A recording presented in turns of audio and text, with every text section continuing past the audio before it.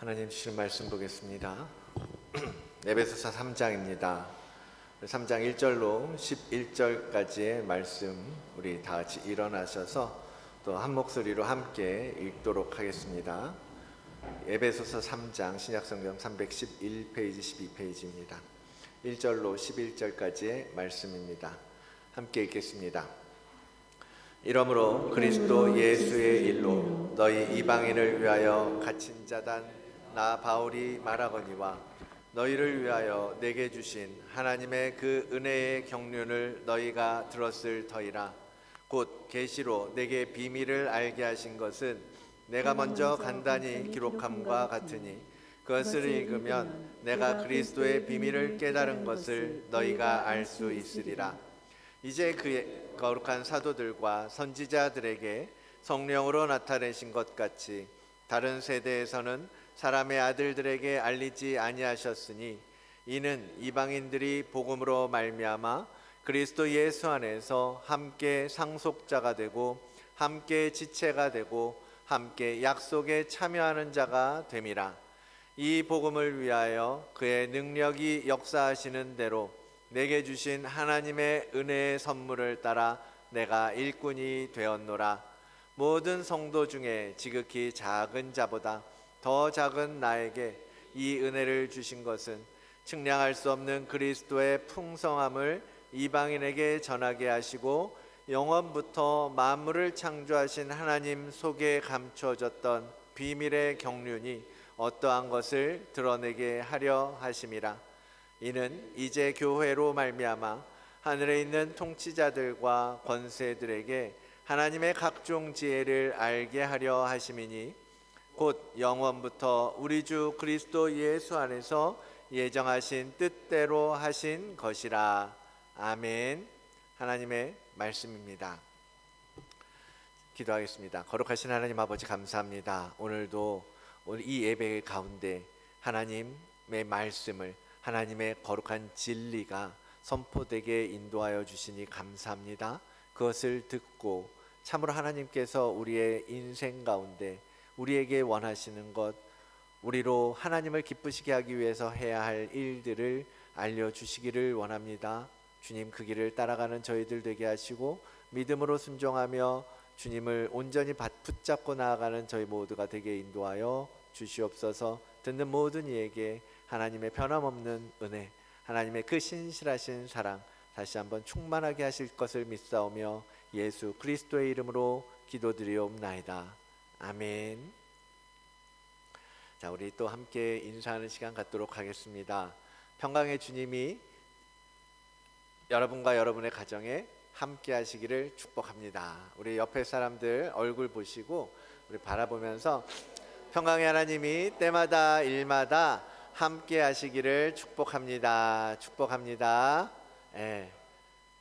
이렇게 얼굴 보고 아까 전도사님 찬양하면서 우리가 하나님 앞에도 사랑한다는 말을 못하고 살지만 사실 가정에서도 우리 자녀들에게, 우리 부모님에게, 또 우리 아내에게, 우리 남편에게 사랑한다는 말, 평안하다는 말, 이런 하나님께서 주신 우리 축복을 마음껏 축복하지 못하면서 살았던 것 같아요.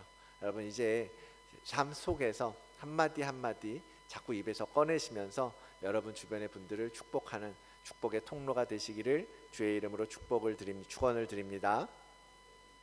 12월 첫 주인데요. 오늘부터 대강절, 대림절의 첫째 주입니다. 개혁교회에서는 4주 동안을, 성탄절 앞에 4주 동안을 대강절로 정해서 주님 오시는 것을 준비하는 그러한 기간으로 삼고 있죠. 그런데 요즘 교회들은 뭐 그렇게 많이 절기에 이렇게 치우치지 않고 크게 신경 쓰지 않고 지나가는 교회들도 많이 있습니다. 뭐 그 절기 때 절기를 중요하게 여기고 생각한다기보다 지난주에 말씀드렸던 것처럼 옛날부터 초대교회 사도들, 제자들 이런 분들은 오히려 이 기간을 마음과 생각을 비우면서 주님이 내 안에 오실 수 있도록 내 안에 빈자리를 만들고 준비했던 거죠. 금식하기도 하고 말씀으로 풍성하게 채우기도 하면서 주님 오시는 것을, 주님이 내 마음에 오시는 것을 믿음으로 기다렸던 것입니다. 그래서 참 쉽지 않았을 거예요. 아시는 것처럼 금식도 뭐 만만한 일이 아니고, 뭐 시간을 지켜서 말씀을 먹는 것도, 우리가 지금 신약 통독을 하고 있지만 아직 뭐 다 아직 참여하지 않으시는 분들도 계시고, 참여했지만 시간을 지켜서 그 일정을 따라가지 못하는 분들도 계시고, 그게 쉽지 않아요. 그런데 초대교회 그 영적 아비들, 그래도 하나님을 따라간다, 내가 예수 그리스도를 믿는다라고 했던 우리 영적인 선배들은 이 어려운 길을 그럼에도 불구하고 정말 마음을 다해서 따라갔었다라는 거죠. 그들이 왜 그분들이 살던 시대는 지금보다 훨씬 어려웠잖아요. 핍박도 많고 박해도 많고, 뭐 자칫 잘못하면 그냥 뭐 다 끊어져 버리는, 삶이 소망이 없어져 버리는 그런 사정 가운데에서도 왜 그들은 이 어려운 길들을 가려고 했을까? 그 길을 가는 것이 하나님께서 기뻐하시고 하나님께서 하시려는 일이라는 것을 믿고 있었기 때문입니다. 하나님께서 계획하고 하시려는 것이 무엇인지 알기 때문에 그것을 따라가는 것이 어렵지 않았던 거예요. 힘들지 않았던 거예요. 기뻤던 거예요. 능히 감당할 수 있었던 거죠. 우리는 하나님께서 그들에게 구원을 베풀고 우리에게 영원한 생명을 주시는 것, 그 이상에 정말 하나님의 큰 그림이 있다라는 것을 깨닫고 알아야 할 것입니다. 그분들은 그것을 알았기 때문에 그 순종을, 그 고난의 길을 걸어갈 수 있었던 거거든요. 사도 바울이 오늘 본문에서 보여주었던 이 본문을 기록한 사람이 사도 바울인데, 그분이 보여주셨던 그의 삶 역시 마찬가지였습니다. 힘든 길이었어요. 어려운 길이었습니다. 그렇지만 사도는 생명을 다해서 그 길을 걸어갔습니다. 왜냐하면 그것이 하나님의 큰 그림이 있다라는 것을 알게 된 거죠.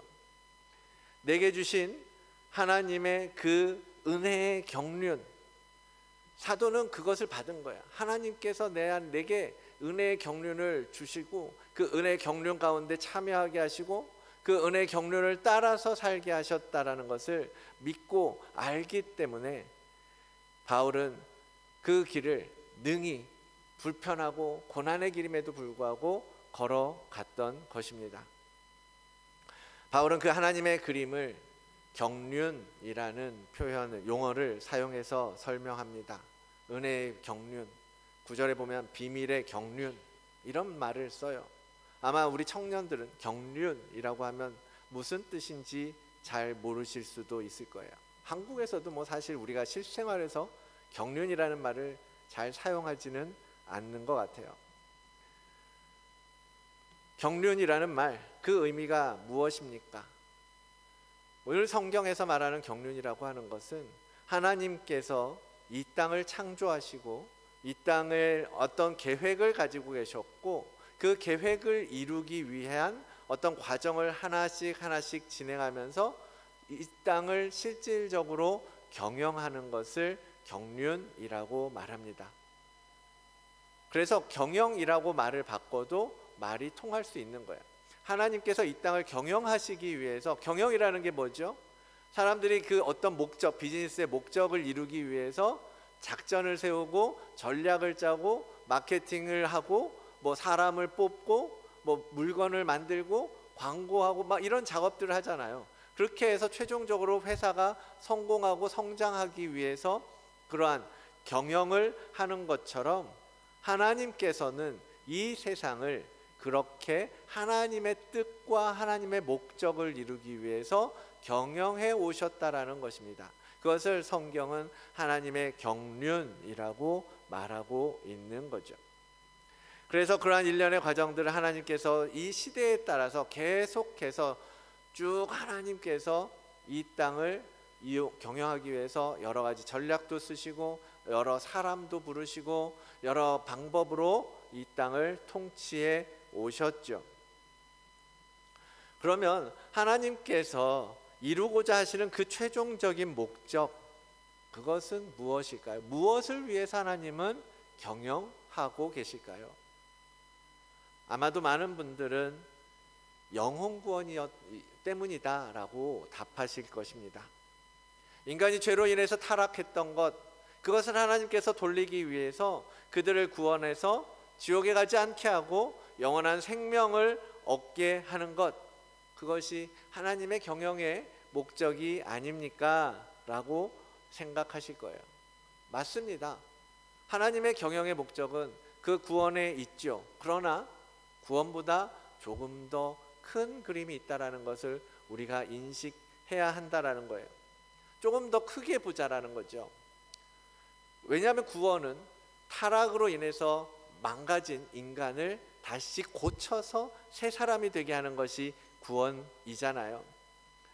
그 앞에 인간이 타락하기 이전에도 하나님은 여전히 계획하시고 일하고 계셨잖아요. 그렇죠? 하나님이 이 땅을 창조하시면서 하나님의 뜻하신 목적이 있었다라는 거죠.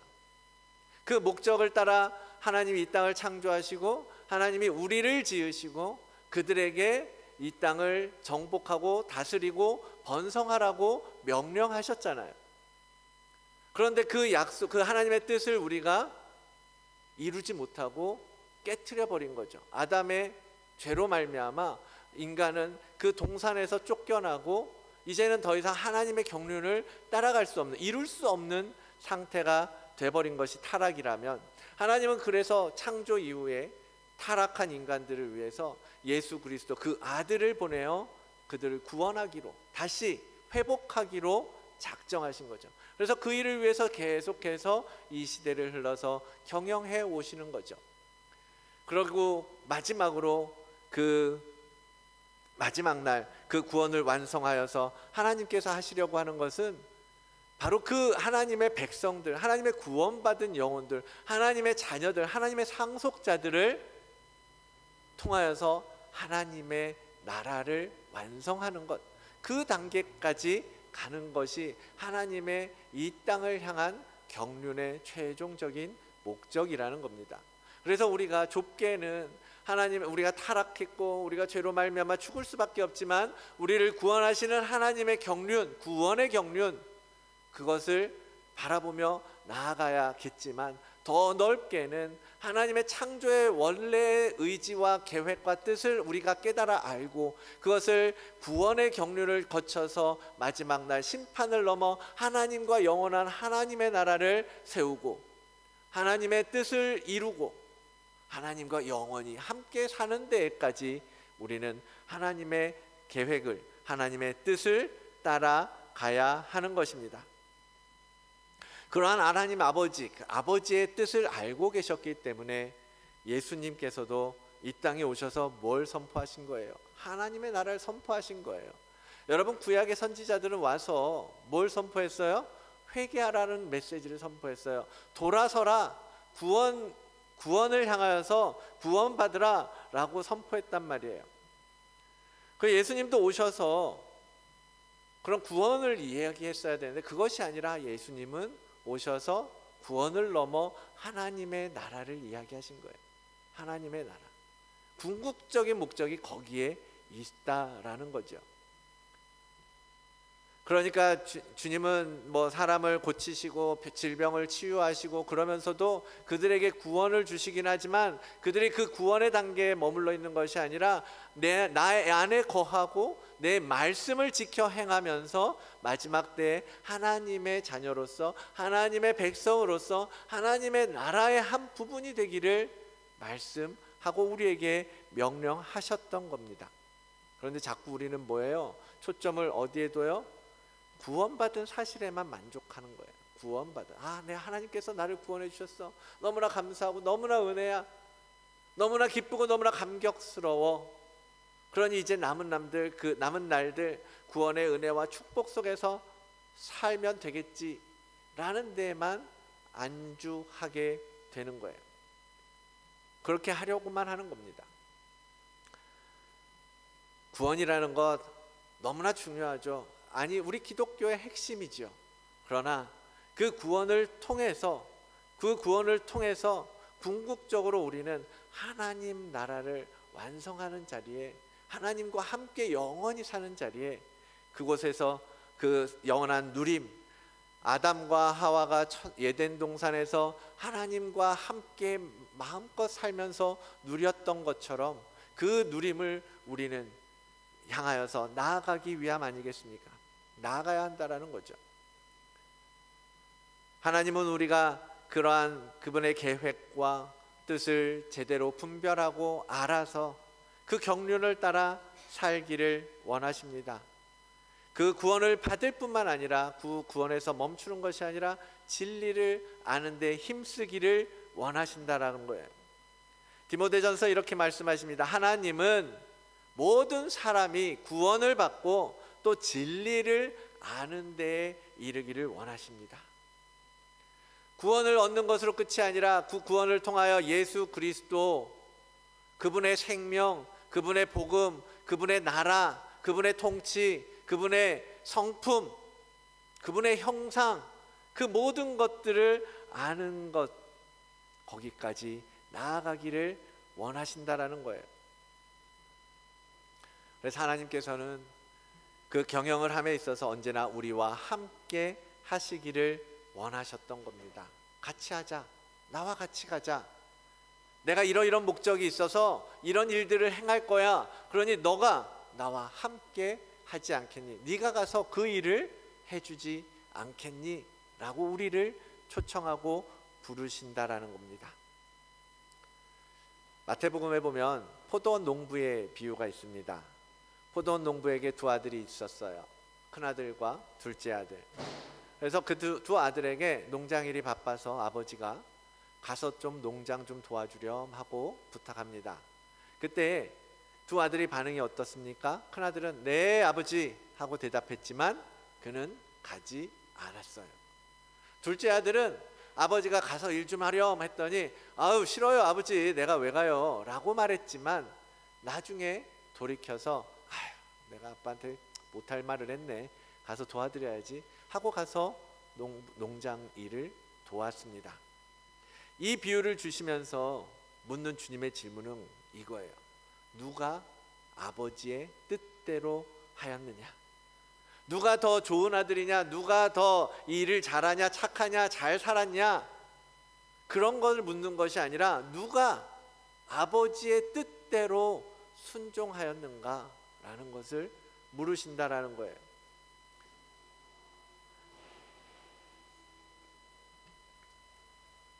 농부인 아버지는 하나님을 상징하죠. 그죠? 아들은 바로 우리들을 이야기하는 겁니다. 하나님께서는 이 비유를 통해서 다른 여러 가지 의미도 있겠지만 원래의 의미도 있고, 이 비유를 통해서 내가 너와 함께 일하기를 원한다라는 거예요. 그것을 보여주시는 거죠. 내가 너를 부른 이유는 내가 너와 함께 이 농사를, 풍성한 농사를 짓고 열매를 맺고 하나님의 백성들을 모아서 함께 그 나라를 세우고 그 일을 하고 싶으셨기 때문에 우리를 부르고 계신다라는 것을 이 비유를 통해서 우리는 알게 되는 것입니다. 그러면서 우리에게 당신의 뜻을 비추어 주시고 알게 해주시고 비밀을 풀어주시면서 우리가 해야 할 일들, 너희가 가서 해야 할 일들, 그것을 우리에게 가르쳐 주고 계십니다.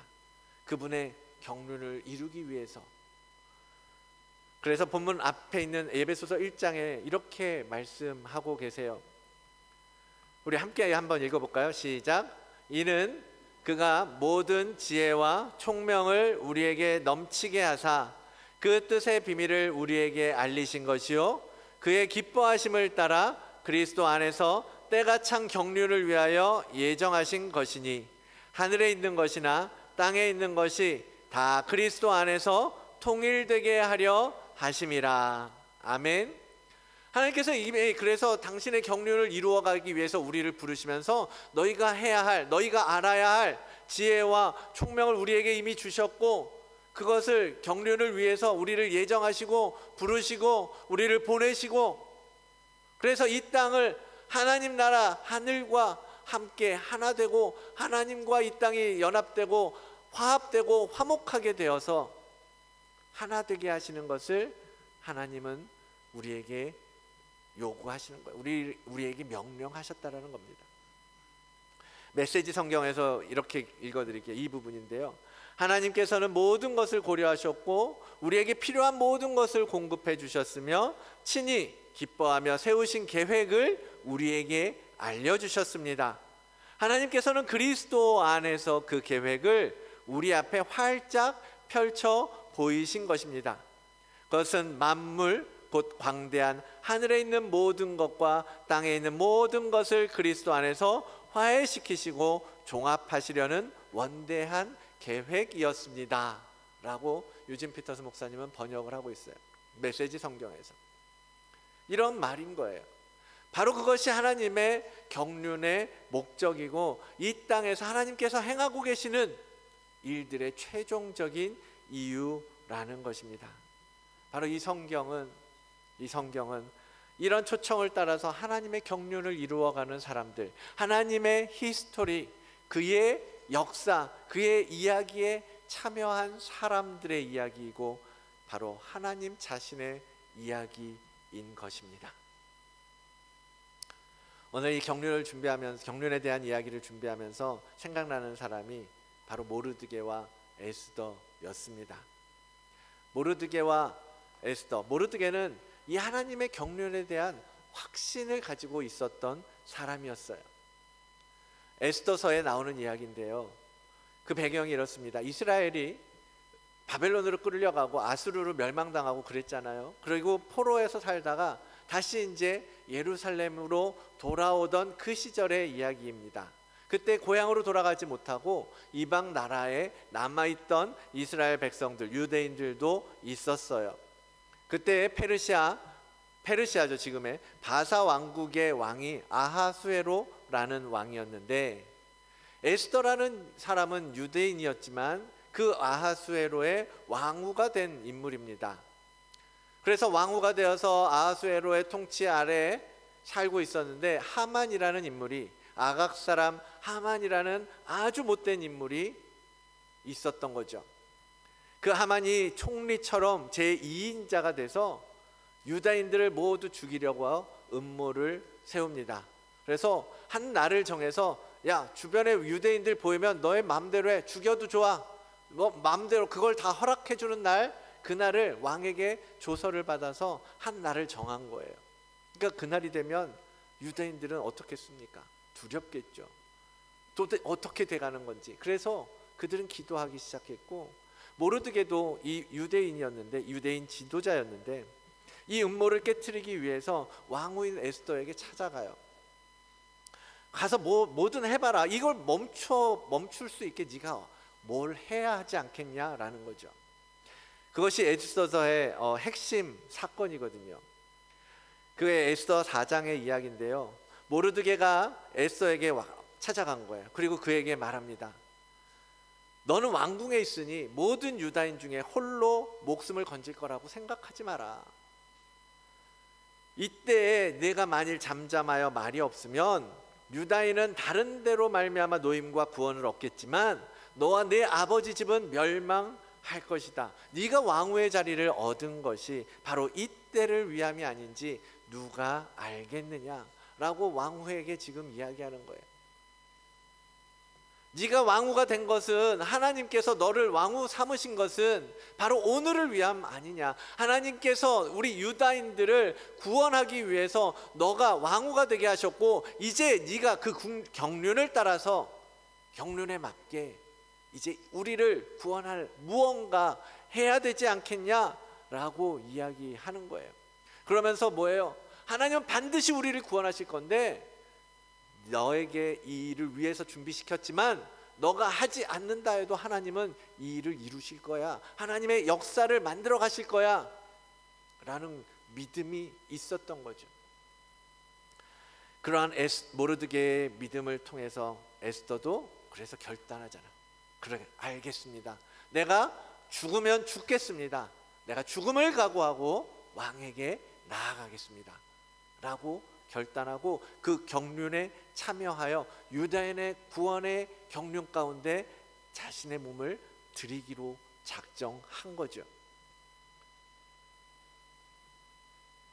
여러분, 우리가 알아야 할 것은 하나님의 경륜은 지금도 끊임없이 돌아가고 있다라는 것이고, 모르드게가 믿었던 그 확신처럼 하나님의 때에 하나님의 일은 반드시 이루어져 갈 것입니다. 우리에게 하나님께서 말씀하실 때, 우리 하나님의 경륜 가운데 초청하실 때, 너가 나를 위해 이 일을 해주었으면 좋겠어, 너가 나에게 이것을 주었으면 좋겠어 라고 말씀하실 때, 그 경륜 가운데 여러분 기꺼이 동참하시기를 결단하는 여러분들 되시기를 원합니다. 여러분이 아니어도 그 일은 하나님 반드시 이루실 거예요. 이 땅을 구원하실 것이고, 이 땅에 하나님의 나라를 건설하실 것이고, 이 교회를 교회되게 하실 것이고, 하나님의 뜻을 이 땅에서도 이루어 가실 겁니다. 그 경륜 가운데 참여하는 여러분들이 되시라는 겁니다. 경륜을 통하여서 여러분 하나님 앞에 더 기꺼이 쓰임 받는 자들이 되시라는 것입니다. 예수님의 엄마였던 마리아 또 마찬가지잖아요. 하나님께서 그 구속의 역사를 위해서 하나님 한 사람이 필요했어요.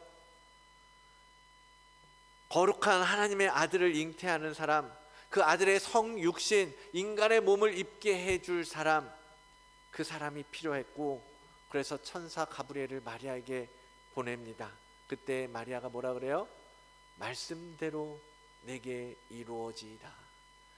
네, 알겠습니다. 나는 아직 처녀의 몸이지만, 내가 어떻게 그러한 일들이 내 안에서 벌어지게 될 줄 나는 전혀 알 수 없지만, 하나님께서 그 일을 이루실 줄 믿습니다. 내 몸을 드립니다.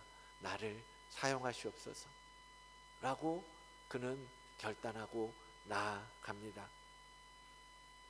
그렇게 해서 성육신을 통하여서 하나님의 구원의 역사가, 오늘 우리가 믿는 예수 그리스도의 사역이 시작됐던 것 아니겠습니까?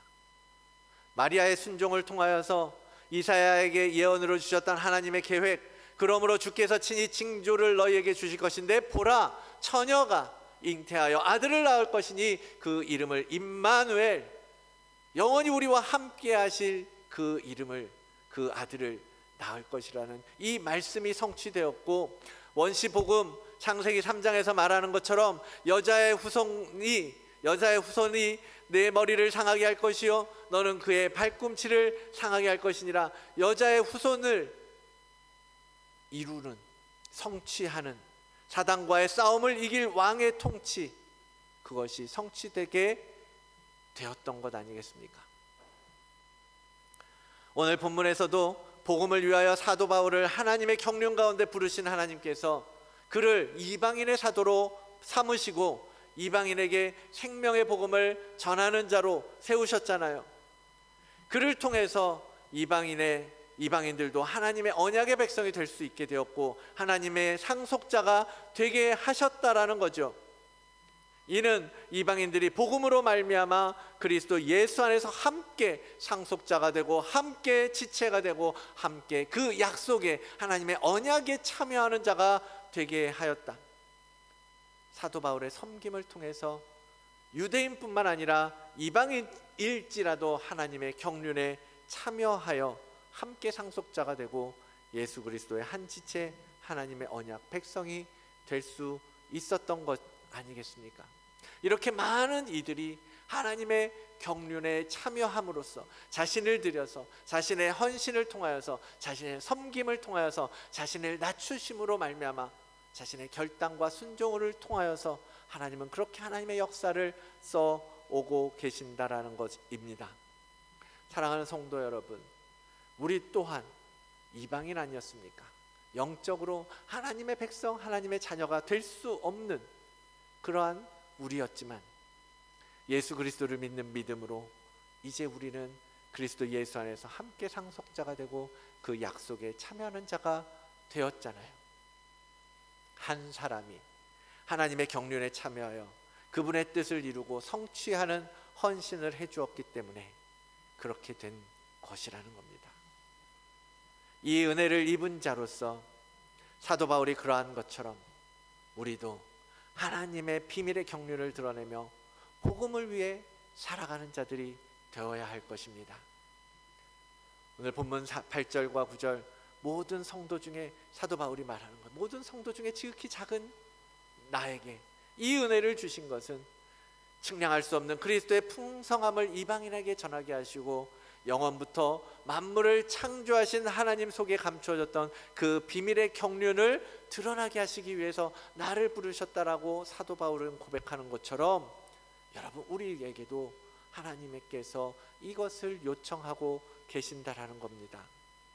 이방인, 영적인 이방인, 하나님을 알지 못하는 사람, 하나님을 믿지 않는 사람, 그들에게 복음을 전하고 그들을 하나님의 그 경륜에 참여케 하고 우리가 받은 그 은혜를 그들에게 다시 전함으로써 이 열방이 하나님의 뜻을 이루어가는데 더 한 걸음 나아갈 수 있게 된다라는 것이고, 그것을 위해서 우리를 부르고 계신다라는 것입니다.